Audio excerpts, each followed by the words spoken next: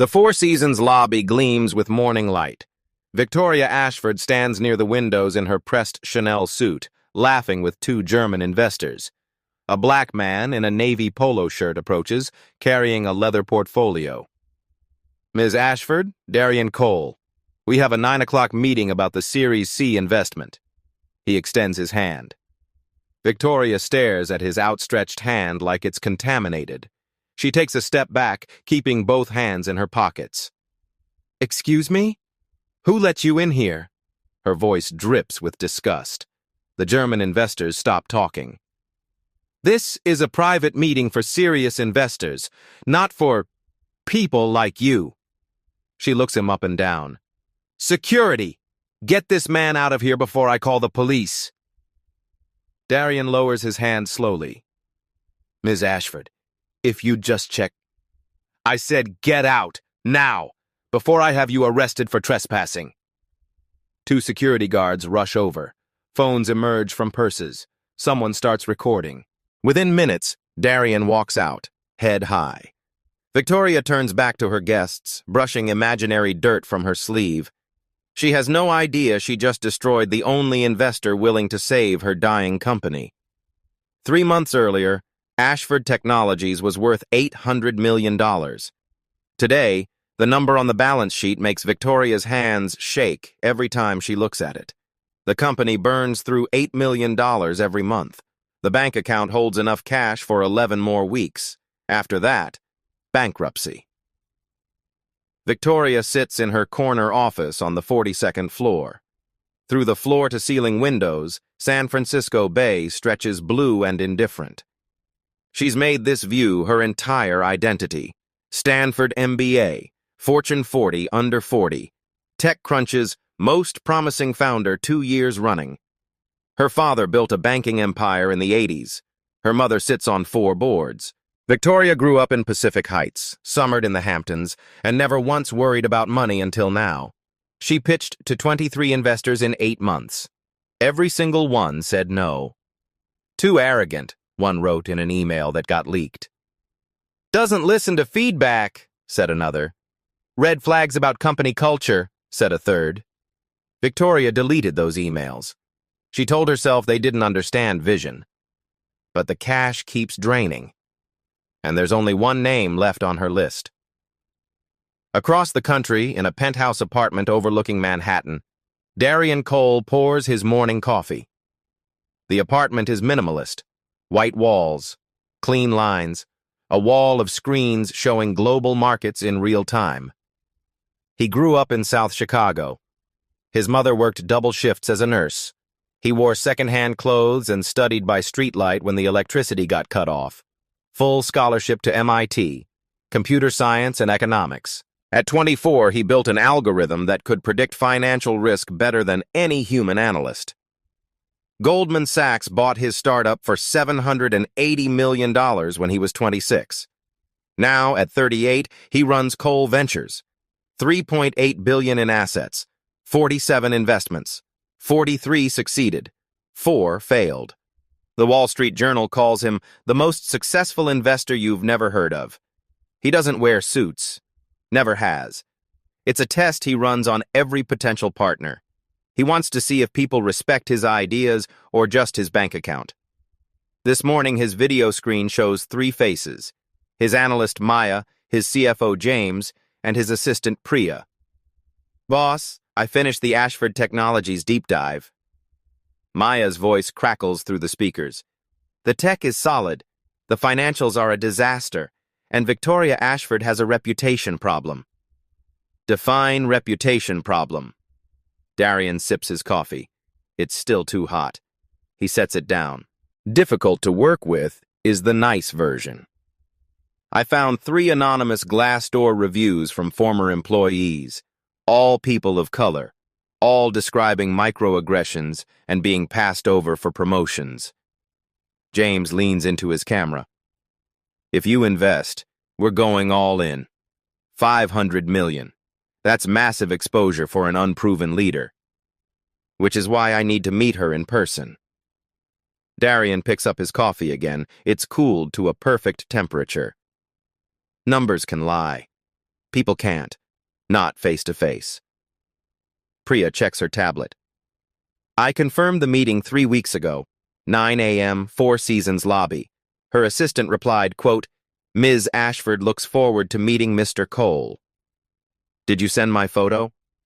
I sent your full bio, Forbes profile, company overview, everything. Darian nods. Good. Then she knows who she's meeting. But here's what he doesn't know. Victoria never reads her meeting briefs. She has an assistant for that. She just glances at 9 a.m. investor meeting and assumes they'll be grateful for her time. She definitely didn't Google Darian Cole. If she had, she would have found 47 articles. She would have seen his Forbes 400 ranking. She would have learned about his philosophy of casual dress. She would have read his Fortune interview where he said, I dress down on purpose. I want to see if people respect me for my ideas or judge me by my clothes. But Victoria doesn't Google. Victoria assumes. And that assumption is about to cost her everything. At 8:45, Darian leaves his apartment. The morning air is crisp. His Uber is already waiting. At 8:50, Victoria is in the Four Seasons lobby, charming two German investors who already told her no last week. She thinks they might change their minds. They won't. But she's about to meet someone who could actually save her company. If only she'd recognize him when he walked through the door. Darian's Uber pulls up to the Four Seasons at 9:05. Traffic on Market Street was worse than usual. He texts Priya, running 5 min late. Let Victoria's office know. She replies immediately, already did. You're good. He steps into the lobby.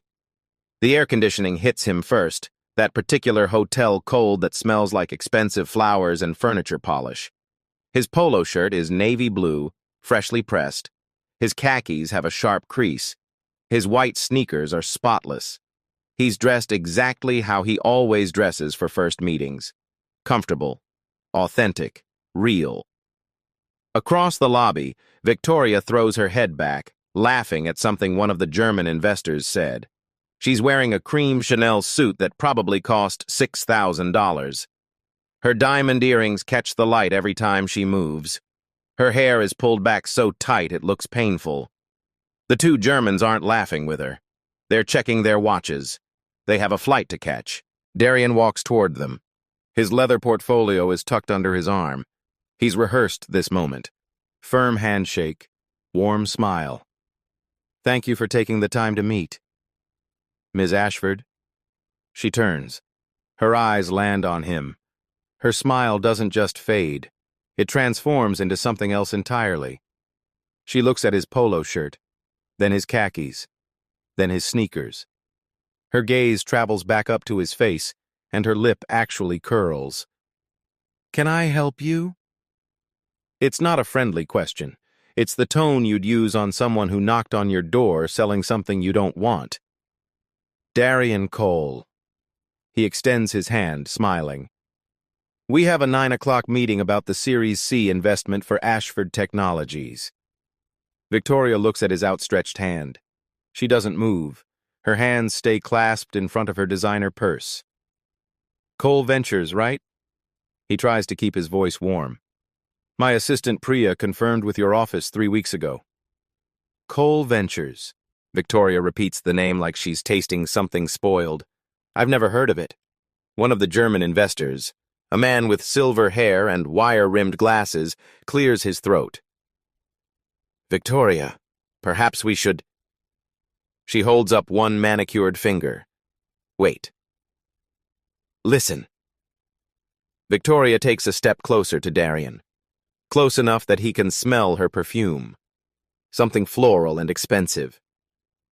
I don't know how you got the address for this meeting, but this is invitation only. I was invited. Darian keeps his hand extended. If there's confusion, you can call your assistant. Jenny, right? She confirmed last Tuesday. What I can see, Victoria's voice gets louder, is that you showed up to a business meeting dressed like you're going to a barbecue. The German investors exchange glances. The silver-haired man whispers to his colleague in German, Das ist unangenehm. This is uncomfortable. Ms. Ashford, Darian lowers his hand slowly.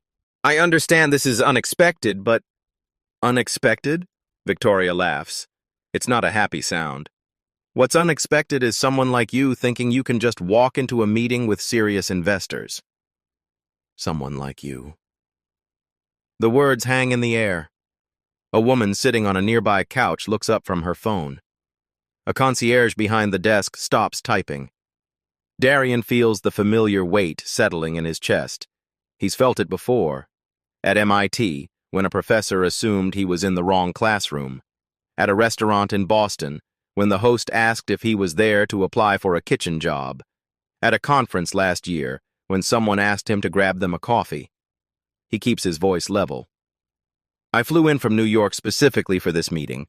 If you'd just let me show you my credentials. Your credentials? Victoria's voice drips with contempt. You mean whatever fake business card you printed at Staples? She turns to the security desk. Excuse me, can someone help me here? Two guards start walking over. One is the older black man, Jerome. His face shows exactly how much he doesn't want to do this. The other is younger, white, with a military haircut. Darian tries one more time. Ms. Ashford, there's clearly been a miscommunication. I'm a managing partner at Cole Ventures. We manage $3.8 billion in assets. We spoke with your CFO last month about potential investment terms. $3.8 billion. Victoria actually laughs. Right. And I'm the Queen of England. She looks him up and down again, slow and deliberate, making sure everyone watching can see her judgment. Let me guess. You saw the article about our funding round in TechCrunch. You thought you'd show up, talk your way into a meeting, maybe network your way into something?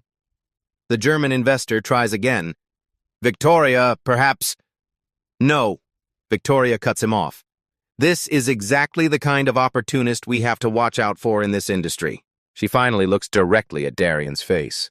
I don't know what you're trying to pull, but I don't shake hands with people who lie their way into private meetings. And I definitely don't do business with people who can't even dress appropriately. The security guards arrive. Jerome looks at Darian with apologetic eyes. The younger guard puts his hand near his belt, where his radio is clipped. Ma'am? The young guard's voice is all business. Is there a problem? Yes. Victoria points at Darian like she's pointing at trash on the sidewalk. This man is disrupting a private business meeting. He's not on any guest list. He's not invited. And he needs to leave immediately. Darian takes a slow breath. He could pull out his phone right now. He could show her his Forbes profile. He could call his CFO and have James verify everything. But he doesn't. Because this moment tells him everything he needs to know about Victoria Ashford. She didn't see a potential investor. She didn't see a businessman. She didn't even see a person who deserved basic courtesy. She saw a black man in casual clothes and decided instantly that he didn't belong. I'll leave. Darian's voice is quiet, calm. No need for an escort. He looks at Jerome. I can find my way out. But Victoria isn't done. Oh, you'll be escorted. I want to make sure you actually leave the premises and don't try to sneak into other meetings. She turns to the young guard. Walk him all the way to the street. Make sure he doesn't come back. The guard nods. Yes, ma'am. Sir, if you'll come with me. The walk to the door feels like a mile. Every eye in the lobby is watching. The woman on the couch is definitely recording on her phone. The concierge has stopped pretending to work. Darian keeps his head up. His steps are measured, professional.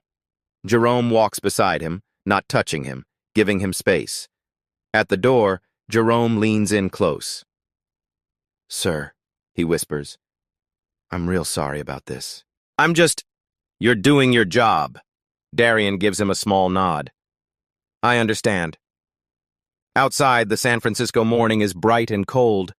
Darian stands on the sidewalk for a moment, letting his heart rate settle. His phone buzzes. Priya. Boss, what happened? Victoria's assistant just called saying you left? Change of plans. Cancel the LA meeting this afternoon. Book me on the next flight back to New York. But the 500 million? Priya. His voice is gentle but firm. I just got my answer. Book the flight. Inside the lobby, Victoria smooths her suit jacket and turns back to the German investors with a brilliant smile. I am so sorry about that interruption. You would not believe how many scammers try to crash these events. The silver-haired German doesn't smile back. Victoria, that seemed harsh. Harsh? Victoria waves her hand dismissively. Klaus, you have to be firm with these people. Otherwise, they think they can take advantage. The other German is already standing, picking up his briefcase. We should go. Our flight. But we haven't finished. We finished last week, Victoria. Klaus's voice is cold. We told you no. We only stopped by to be polite.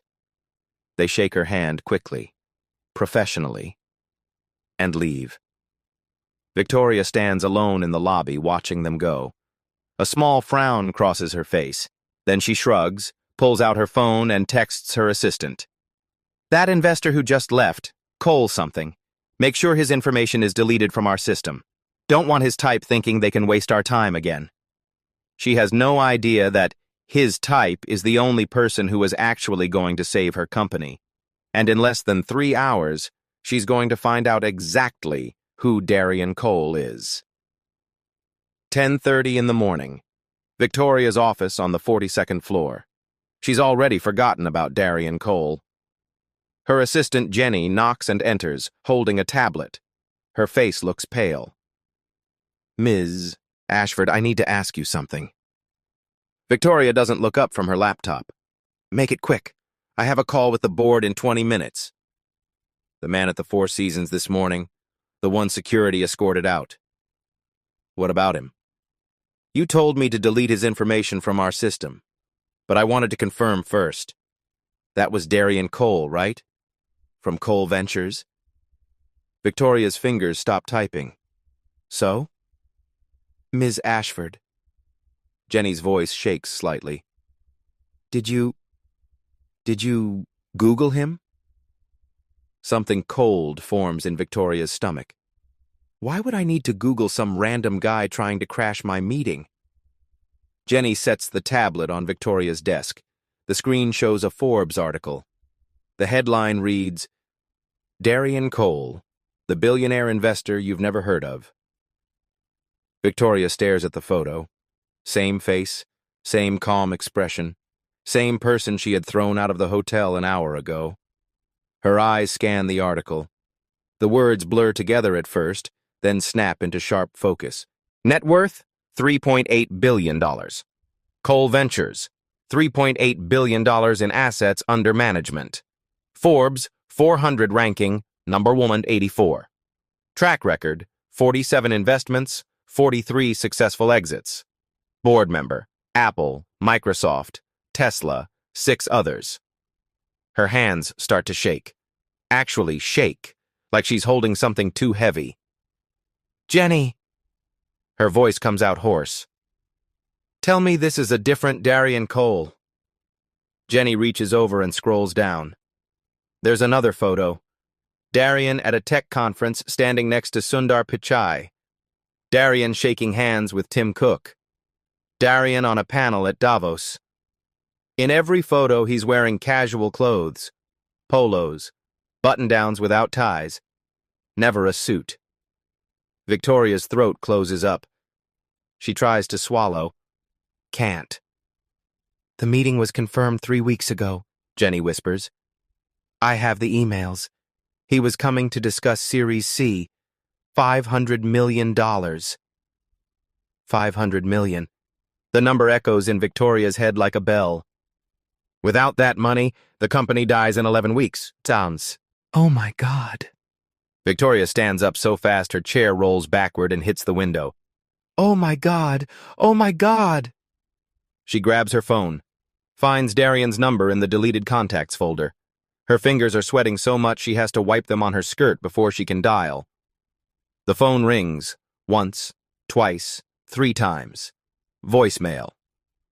Mr. Cole, this is Victoria Ashford. I believe there was a terrible misunderstanding this morning. I would love to reschedule our meeting at your earliest convenience. Please call me back. She hangs up. Immediately calls again. Voicemail. Again.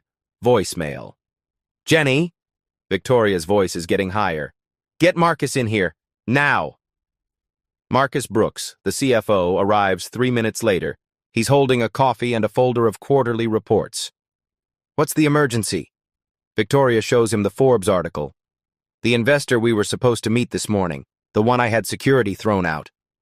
Marcus reads. His face goes from confused to shocked to horrified in about 10 seconds. Please tell me this is a joke. Do I look like I'm joking? Marcus sets down his coffee. Some of it sloshes over the rim onto the quarterly reports. He doesn't seem to notice. Victoria, please tell me you didn't actually have Darian Cole removed from the hotel. I didn't know who he was. He showed up dressed like a college student. He's famous for that. Marcus's voice rises. He literally wrote an op-ed about it in the Wall Street Journal. It's his whole thing. He doesn't wear suits. Everyone knows this. Victoria sinks into her chair. The leather squeaks. The sound makes her flinch. Can we fix this? Marcus pulls out his phone, starts scrolling. His jaw tightens. Cole Ventures was our only option, Victoria. We've been rejected by 23 other firms. Cole was interested because of our tech. He spent 8 months researching us. 8 months. So we apologize. We explain. He invests based on character. Marcus looks up from his phone. He said it in every interview.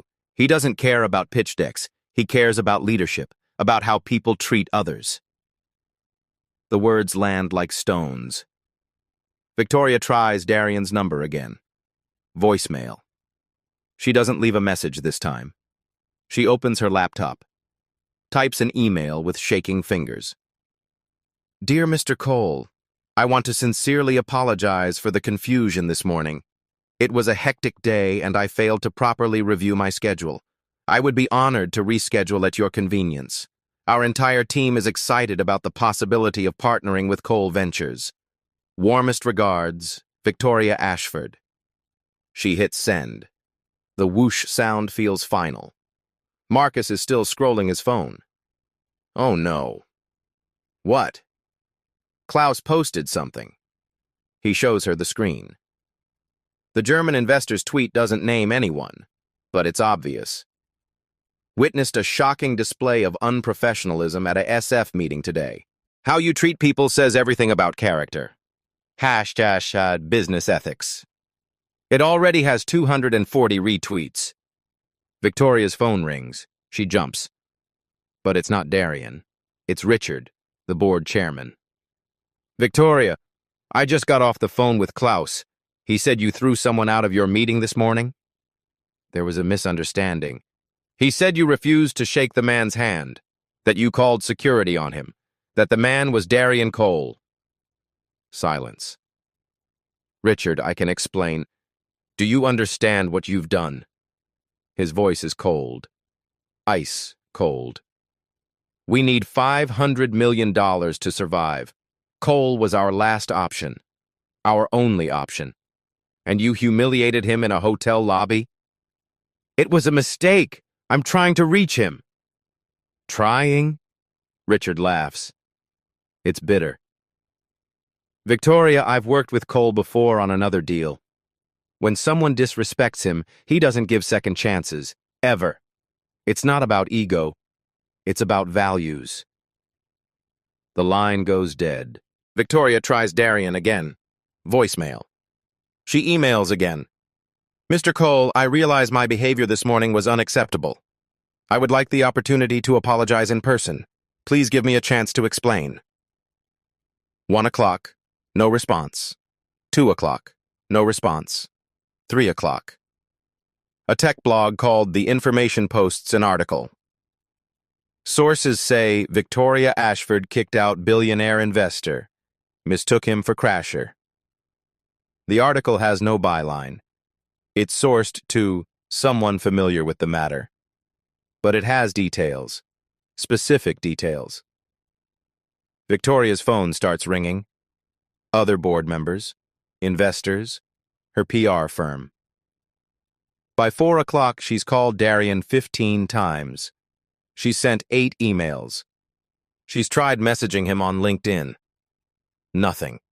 Marcus comes back to her office at 5. I reached out to James, Cole's CFO. We worked together at Goldman years ago. And? He said Darian made his decision the moment he walked out of that hotel. The investment is dead. Victoria's vision actually blurs for a second. She grips the edge of her desk. But our employees. 3,000 people will lose their jobs. Darian knows that. Marcus's voice is flat. He also knows it's not his responsibility to save a company run by someone who treated him like that. At 6 o'clock, Victoria is still in her office. The sun is setting over the bay. The sky is orange and purple, beautiful in a way that feels insulting. She pulls up Darian's interviews, starts reading. Fortune magazine 2 years ago. I dress casually to meetings on purpose. I want to see if people respect me for my ideas or judge me by my appearance. It's a filter. The ones who see past the polo shirt are the ones worth working with. Wall Street Journal. Last year. The worst thing about bias isn't the big, obvious acts. It's the thousands of small moments where someone decides you don't belong before you even open your mouth. A TechCrunch 6 months ago. I've been mistaken for catering staff, security guards, janitorial workers. Each time I learn something about the person making the assumption. Victoria closes the laptop, puts her head in her hands. He tested her, and she failed. She didn't just fail. She failed spectacularly, publicly, with witnesses recording. Her phone buzzes. Not Darian. A text from her PR person. Bloomberg is calling. They want to comment on the incident. What should I tell them? Victoria doesn't respond. At 8 o'clock, she tries calling Darian again. The line doesn't even ring this time, straight to voicemail. He blocked her number. She tries emailing from her personal account. Mr. Cole, I understand if you never want to speak to me again, but I'm begging you to consider the 3,000 employees at Ashford Technologies who have nothing to do with my terrible judgment. Please. No response. At 10, she's still in her office. The janitor knocks, asks if she's working late. She waves him away. At 11, she finally goes home. She doesn't sleep. At 2 in the morning, she's on her laptop reading everything she can find about Darian Cole. His background. His mother worked 3 jobs. His scholarship to MIT. The companies he's built. The founders he's mentored. There's a video of him speaking at a conference for black entrepreneurs. He's wearing jeans and a Stanford hoodie. He looks relaxed. Happy. The system wants you to play by rules that weren't written for you, he says in the video. Sometimes the most radical thing you can do is just be yourself. Show up as you are. If they respect you, great. If they don't, you just saved yourself years of working with the wrong people. The audience applauds. Darian smiles. Victoria closes the laptop. She sits in the dark of her Pacific Heights home, surrounded by expensive furniture and art she barely looks at. She ruined everything. Not because she made a mistake. Because she revealed exactly who she is. And Darian Cole saw it clearly. Day 2. 7 in the morning. Victoria stands in the lobby of Cole Ventures headquarters in Manhattan. She's wearing yesterday's cream Chanel suit. It's wrinkled. There's a coffee stain on the sleeve she couldn't get out in the airplane bathroom. The red eye from San Francisco was 6 hours of staring at the seat in front of her. No sleep, just the flight tracker counting down miles. Cole Ventures is 40 stories of glass and steel. The lobby has white marble floors that echo every footstep. Modern art hangs on pristine walls. The receptionist desk looks like it cost more than most cars. Victoria approaches. The receptionist is young, professional, with a name tag that reads Lisa. "Good morning. I need to see Darian Cole." Lisa's fingers pause over her keyboard. "Do you have an appointment?" "No, but it's urgent. I'm Victoria Ashford." "I'm sorry, Ms. Ashford. Mr. Cole only sees people by appointment." "Please, just tell him I'm here. 5 minutes. That's all I need." Lisa looks uncomfortable. She picks up her phone, speaks quietly. Victoria can't hear the words, but Lisa glances at her twice. Lisa hangs up. "I'm sorry. Mr. Cole is in meetings all day." Victoria's stomach drops. "I'll wait." "Ma'am, he could be in meetings until 6 or 7. "I'll wait." Lisa hesitates, then nods. "There are chairs by the window." 9 in the morning. The chairs are expensive and uncomfortable. Victoria sits anyway. 9:45. Employees pass by. Some glance at her. Some do double takes. She knows they recognize her. 10:30. Lisa brings coffee. "Are you sure you want to keep waiting?" "I'm sure." 11. Victoria's back aches. She checks her phone. 42 missed calls, 37 emails. She ignores them all. Noon. She orders flowers from across the street. Expensive roses. She writes on hotel stationery, "Mr. Cole, I made a terrible mistake. I judged you before knowing you. Please give me 15 minutes to apologize in person. Victoria." She gives them to Lisa. "Can you send these up?" "I'll make sure he gets them." 12:30. Every time the elevator opens, Victoria's heart jumps. Every time it's not Darian, she sinks lower. 1 o'clock. Employees return from lunch laughing. They see Victoria. The laughter stops. They whisper as they pass. She's becoming a story. The CEO sitting in a lobby for 4.5 hours. 1:45. Lisa approaches again. "Ms. Ashford, Mr. Cole appreciates the flowers, but he's not available today." "Please." Victoria's voice cracks. "Please ask again. Tell him I flew from San Francisco. Tell him I'm not leaving until he gives me 5 minutes." Lisa looks pained. She makes another call. This one is longer. More glances at Victoria. Finally, "Mr. Cole will give you 15 minutes. Conference room B, 4th floor."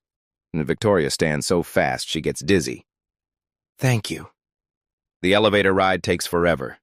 Conference room B is small, no windows, just a table and 6 chairs. Darian is already sitting. Gray button-down, jeans. He looks rested, calm. He doesn't stand when she enters. "Ms. Ashford, please sit." Victoria sits. Her hands shake. She clasps them in her lap. "Mr. Cole, I came here to—" He holds up one hand. "Stop. Before you apologize, I want to make something clear." His voice is quiet, controlled. "You keep saying you didn't know who I was. Like that's the problem." Victoria opens her mouth. He continues. "The problem isn't that you didn't know my net worth. The problem is you saw a black man in casual clothes and instantly decided I didn't belong." Each word lands like a hammer. "You refused to shake my hand, called security, humiliated me in front of 50 people. Silence. "If I had been a 60-year-old white man in a suit, would you have done that?" Pause. "Would you?" "No." Victoria's voice barely carries across the table. "No, I wouldn't have." That's the problem, Ms. Ashford. Not mistaken identity. Bias. Tears fill Victoria's eyes. She doesn't wipe them. "You're right, and I'm ashamed." Darian leans back. "You sat in my lobby for 3.5 hours. Yes. Yesterday you had me removed in 3 minutes." Victoria flinches. "I know." Interesting how perspectives change when you need something. The silence stretches. Victoria hears her own heartbeat. "I came to ask for a second chance," she finally says. "For my company. For 3,000 employees who lose jobs without funding. And if I say no, then I deserve that. But they don't." Darian studies her. 10 seconds. 20. 30. "I'll invest. On conditions." Victoria's breath catches. "Anything." "Don't agree until you hear them." He slides a paper across the table. Victoria reads. Her hands shake harder with every line. Public apology admitting racial profiling. Independent cultural audit. Board must be 40% diverse within 12 months. $5 million donation from her personal funds. 6 months intensive bias coaching. Quarterly progress reports. "You agree to all of this, or I walk," Darian says.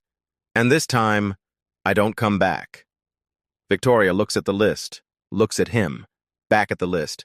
Her entire reputation, her pride, her position. Everything she's built her identity on. Gone. But 3,000 jobs were saved. "I agree. 48 hours to schedule the press conference. My lawyers draft the formal agreement. If the audit finds systemic discrimination, I pull out immediately, and I make the reason public." Victoria nods. She can barely breathe. "One more thing." Darian stands, meeting over. "This isn't punishment. It's about change. Real change. If you can't commit to that, tell me now." "I commit." Victoria stands. Her legs feel weak. "Thank you." Darian doesn't shake her hand. Not yet. "Don't thank me. Thank the 3,000 employees. They're the only reason I'm doing this." He opens the door. "Lisa will show you out." Victoria walks to the elevator. Her reflection in the steel doors shows someone 10 years older than yesterday. But she can breathe again. 48 hours to do the hardest thing she's ever done. Tell the truth. Day 3. Ashford Technologies headquarters. The press conference room is packed with journalists, cameras, and lights that make the air feel 10 degrees hotter. Victoria stands at the podium. No makeup artist fixed her face this morning. No PR team polished her statement. This is raw, real. Her hands grip the edges of the podium. The wood is cool under her palms. She can feel sweat forming at her hairline. 40 cameras point at her. She sees her reflection in one of the lenses. She looks small. 3 days ago, her voice shakes, I committed an act of racial profiling. Guys, someone's camera flash goes off. Then another. The room fills with clicking sounds. I refuse to shake hands with Darian Cole, a black investor who traveled across the country to meet with me. I judged him based on his appearance and the color of his skin, not his credentials, not his character. I called security on him. I humiliated him publicly. Her throat tightens. She forces herself to continue. There is no excuse. This was not a misunderstanding. This was not a stressful day. This was bias. And I caused harm. A reporter in the front row is typing furiously. Another has their phone out, recording. I am committing to the following actions. Victoria reads from the paper. Her voice steadies slightly. Facts are easier than feelings. An independent audit of our company culture. Mandatory implicit bias training for all executives. Our board will be 40% diverse within 12 months. I am personally donating $5 million to organizations supporting black entrepreneurs. She looks up from the paper, makes herself meet the eyes of the journalists.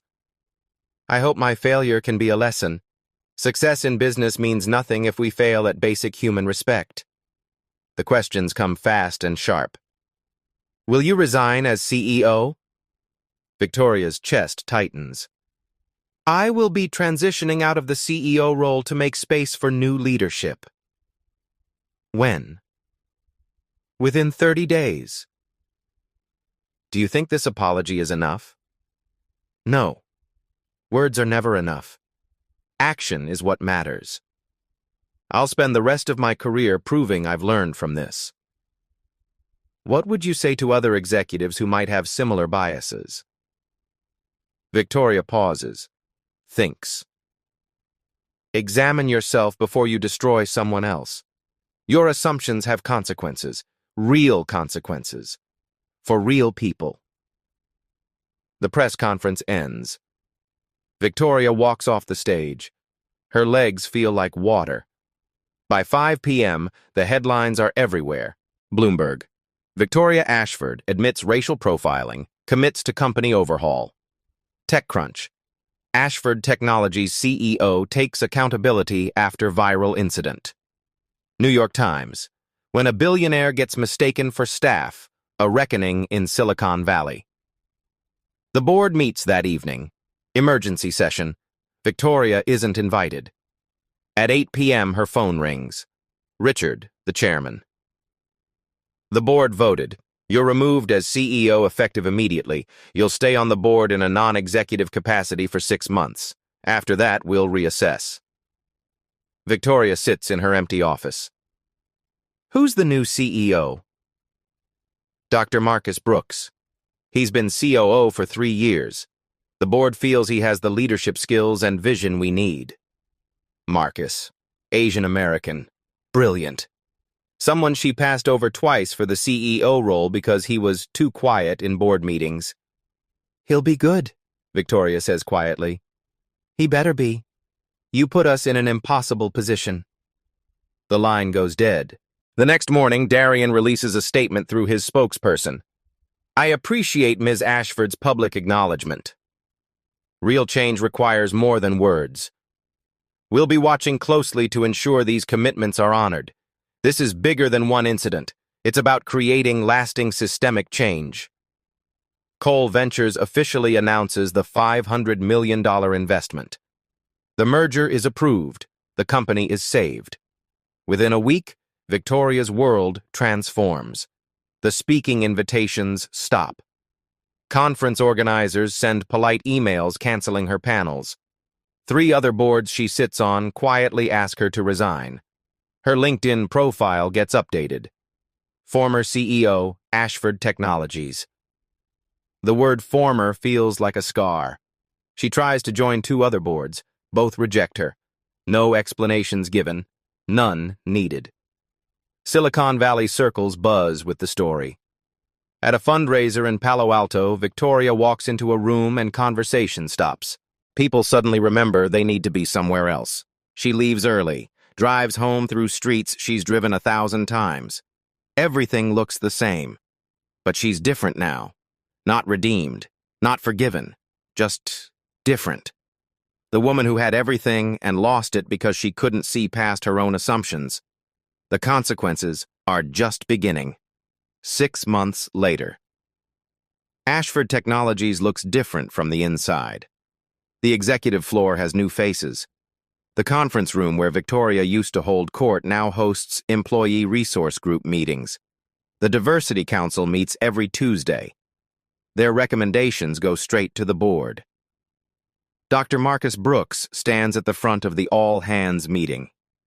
The auditorium is packed. Employees sit shoulder to shoulder, notebooks open, phones recording. Our independent audit is complete, Marcus says. His voice is steady, clear. The results are difficult, but necessary. He clicks to the first slide. The numbers fill the screen. 89% of executive positions are held by white employees. Black employees were promoted at 40% lower rates than white colleagues with identical qualifications. 23 HR complaints about microaggressions filed over 3 years. 21 dismissed without investigation. The room is silent. Someone coughs. Someone else shifts in their chair. This is what we were, Marcus continues. Now let me show you what we're becoming. Next slide. New numbers. Diverse candidate interviews up 67%. Promotion disparity gap narrowed to 18%. 0 HR complaints dismissed. 87% of employees say culture has significantly improved. Applause breaks out. It starts slow, then builds. In the back of the room, Victoria watches. She's no longer CEO, just a board member now, non-executive. She attends these meetings but doesn't speak. She watches Marcus lead. Watches employees who used to avoid eye contact with her now raise their hands eagerly to ask questions. This is what good leadership looks like. Netflix releases the documentary in month 2. Mistaken Identity, Race and Power in Silicon Valley. It opens with security camera footage from the 4 seasons, grainy but clear. Victoria pointing at Darian. Her mouth was moving. You can read her lips. Get this man out of here. The documentary interviews 15 people. Former Ashford employees speak with their faces in shadow, voices disguised. I was the only black woman in engineering, one says. Her voice is altered to a lower pitch. At the company holiday party, 3 different people asked if I was someone's guest. I worked there for 2 years. Another, I watched white colleagues with less experience get promoted over me.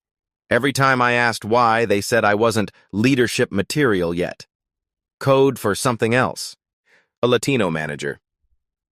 I was told I was too aggressive in meetings. My white colleagues who acted exactly the same way were called assertive leaders. The documentary shows Darian too. He sits in his office, the Manhattan skyline behind him. This happens every day to people without my resources, he says. The difference is, I had the power to demand accountability. Most people don't. They just suffer in silence or leave. Victoria agreed to be interviewed. The filmmaker asked hard questions. Do you understand that what you did was racial profiling? Victoria's face fills the screen. She looks tired, older. Yes, I saw a black man dressed casually and made an instant judgment. I didn't see a person. I saw a stereotype, and I treated him accordingly. Some people say you only apologized because you got caught. They're probably right. If Darian hadn't been a billionaire, I never would have faced consequences. That's the problem. The system protects people like me, and it shouldn't. The documentary goes viral. 12 million views in the first month. Business schools add it to their curricula. Harvard writes a case study. Stanford hosts panel discussions. Month 3 brings legal consequences. 3 former black employees file a discrimination lawsuit. They hire a top firm. The complaint is 90 pages long. It includes Victoria's emails. Subject lines like, culture fit concerns, and not quite right for us. The language is coded, but clear. One email about a black candidate, great credentials, but doesn't seem polished enough for our environment. Another about a black employee up for promotion. Talented, but I'm not sure he projects the right image for leadership. The complaint includes promotion data, charts showing disparate treatment, timeline after timeline of qualified people of color being passed over. The case settles out of court. The amount is undisclosed, but sources say 7 figures. Victoria's personal funds. Her lawyers release the statement. Ms. Ashford acknowledges past failures in leadership and is committed to making amends. The plaintiff's attorney tells reporters, money doesn't erase harm, but accountability is a start. The industry responds. 12 major tech companies announce similar audits after Ashford's report goes public. Some do it voluntarily. Some do it because their employees demand it. VC firms start requiring DEI metrics in portfolio company reports. Not suggestions. Requirements. Stanford GSB creates a new case study. Ashford Technologies, when bias becomes a business crisis. It's assigned reading in leadership courses. A conference organizer in Austin cancels 3 speakers after discovering they have similar allegations in their past. The letter says, we can't ignore these issues anymore. The Ashford case changed the standard. Victoria experiences this shift personally. At a grocery store in Pacific Heights, a woman recognizes her, walks right up to her cart. "You're Victoria Ashford. You should be ashamed of yourself." The woman walks away. Other shoppers stare. Victoria abandons her cart and leaves. At a restaurant, the hostess sees her name on the reservation. "I'm sorry, Ms. Ashford. We're actually fully booked tonight." The restaurant is half empty. Victoria can see empty tables from the door. She walks out, orders takeout instead. These moments pile up. Small rejections. Public recognition followed by judgment. The feeling of being evaluated and found wanting. It's a tiny fraction of what people of color experience daily. But it's enough to change her. She starts bias coaching. 6 months of intensive sessions with Dr. Keisha Moore, a DEI consultant. "You've been in tech 20 years, Dr. Moore says during one session. How is this the first time you're confronting your biases?" Victoria sits in the uncomfortable chair. "I thought voting Democrat was enough. Donating to social justice causes was enough." That's passive allyship. What Darian experienced was active harm. Victoria's voice cracks. "How do I live with that?" "You live with it by changing, not performing change, being changed." Darian expands his mission. The Black Founder Fund grows to $250 million. 47 companies have been funded so far. 89% are still operating successfully. They've created 2,300 jobs. His TED Talk hits 18 million views. The title, "Dignity Shouldn't Require a Forbes Ranking." One quote becomes a meme, shared across social media. "Respect shouldn't be conditional. You don't earn the right to be treated like a human being. You're born with it." Universities invite him to speak. He accepts 12 engagements, talks to business students about bias, about power, about responsibility. At Stanford, a student asks, "Do you regret investing in Ashford after what Victoria did?" Darian pauses, thinks. "I regret that it took public humiliation for change to happen. But I don't regret giving them a chance to do better. Because the 3,000 employees deserved that chance." The student follows up. "Do you think Victoria really changed?" "I think she's trying, and that's more than most people in power ever do." The documentary ends with a split screen. Left side, security footage of Victoria refusing to shake Darian's hand. Right side, recent footage of her at a bias training, listening, taking notes. The final text reads, "Accountability is not a moment, it's practice." Fade to black. 1 year later. Same Four Seasons hotel. Same lobby with crystal chandeliers throwing rainbow patterns across marble floors. But everything else is different.